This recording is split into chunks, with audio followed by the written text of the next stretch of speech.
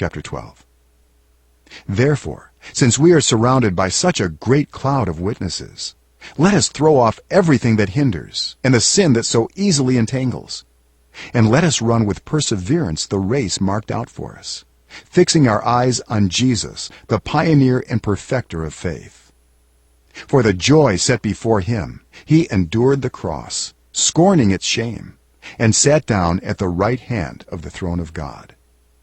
Consider him who endured such opposition from sinners, so that you will not grow weary and lose heart. In your struggle against sin, you have not yet resisted to the point of shedding your blood.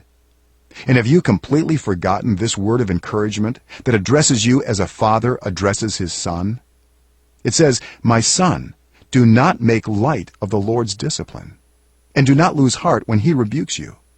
Because the Lord disciplines the one he loves, and he chastens everyone he accepts as his son." Endure hardship as discipline. God is treating you as his children. For what children are not disciplined by their father? If you are not disciplined, and everyone undergoes discipline, then you are not legitimate, not true sons and daughters at all.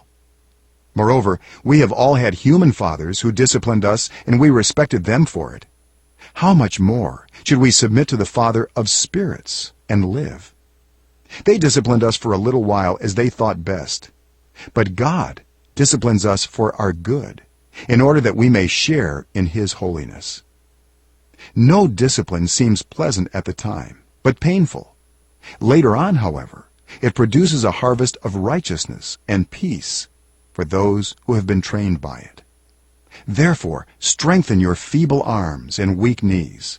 Make level paths for your feet, so that the lame may not be disabled, but rather healed. Make every effort to live in peace with everyone and to be holy. Without holiness, no one will see the Lord. See to it that no one falls short of the grace of God, and that no bitter root grows up to cause trouble and defile many. See that no one is sexually immoral, or is godless like Esau, who for a single meal sold his inheritance rights as the oldest son. Afterward, as you know, when he wanted to inherit this blessing, he was rejected. Even though he sought the blessing with tears, he could not change what he had done.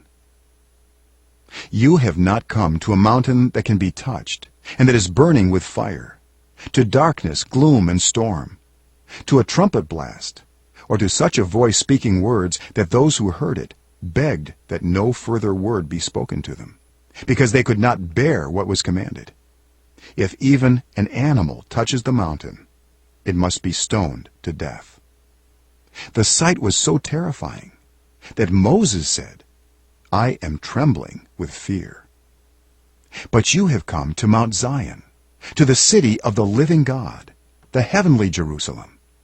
You have come to thousands upon thousands of angels in joyful assembly, to the church of the firstborn, whose names are written in heaven. You have come to God, the judge of all, to the spirits of the righteous made perfect, to Jesus, the mediator of a new covenant, and to the sprinkled blood that speaks a better word than the blood of Abel. See to it that you do not refuse him who speaks.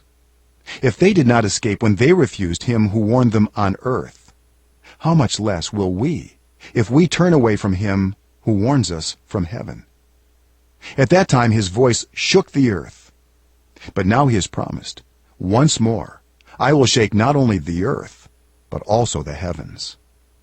The words "once more" indicate the removing of what can be shaken, that is, created things, so that what cannot be shaken may remain. Therefore, since we are receiving a kingdom that cannot be shaken, let us be thankful, and so worship God acceptably, with reverence and awe.